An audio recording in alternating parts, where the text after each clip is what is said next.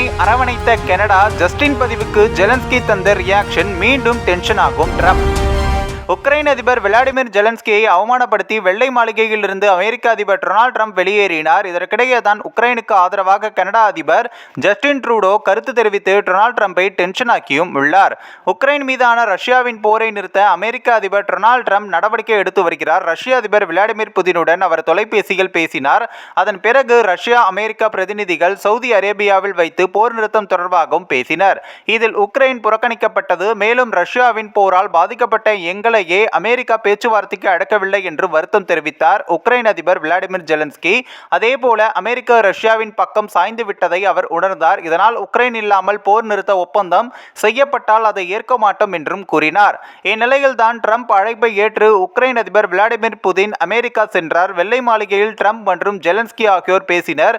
மேலும் உக்ரைனுக்கு $350 பில்லியன் அளவுக்கு அமெரிக்கா உதவி செய்தது. அதனை திரும்ப பெறும் வகையில் அரிய வகை கனிமங்களில் பங்கு கேட்கும் ஒப்பந்தத்தில் கையெழுத்திடும் வகையில் பேச்சுவார்த்தை நடந்தது. ஆனால் இந்த பேச்சுவார்த்தை சக்சஸ் ஆகவில்லை.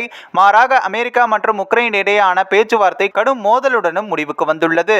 உக்ரைன் அதிபர் விளாடிமிர் ஜெலன்ஸ்கி மற்றும் அவரது குழுவினர் பாதியில் வெளியேறினர். ஒப்பந்தத்துக்கு ஓகே சொன்னால் மட்டுமே வெள்ளை மாளிகைக்கு மீண்டும் வாருங்கள் என்று கூறி ட்ரம்ப் உக்ரைன் அதிபர் ஜெலன்ஸ்கி மற்றும் அவரது குழுவை வெள்ளை மாளிகையிலிருந்து வெளியே அனுப்பினார். இந்த பிரச்சனைக்கு முக்கிய காரணம் அமெரிக்க துணை அதிபர் ஜேடி வான்ஸ் மற்றும் ஜெலன்ஸ்கி இடையான கருத்து மோதல்தான். அதாவது டொனால்ட் ட்ரம்பின் விளாடிமிர் ஜெலன்ஸ்கி அமர்ந்திருந்தனர்.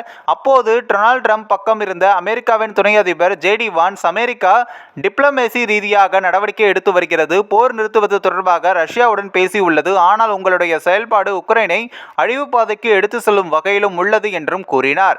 இதற்கு ஜெலன்ஸ்கி, ரஷ்யா செய்வதை நீங்கள் தடுக்கவே இல்லை. 2014 ரஷ்யா எங்களின் நிலத்தை ஆக்கிரமித்தது.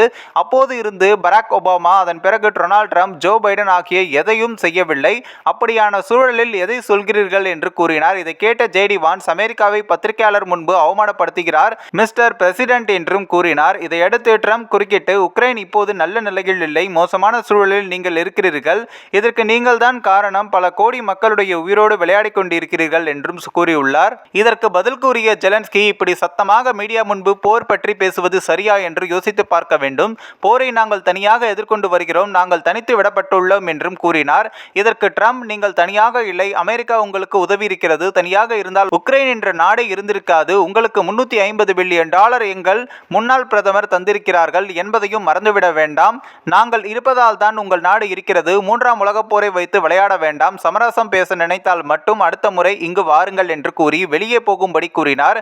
இதையடுத்து உக்ரைன் அதிபர் விளாடிமிர் ஜெலன்ஸ்கி மற்றும் அவரது குழுவினர் வெள்ளை மாளிகையிலிருந்தும் வெளியேறினர்.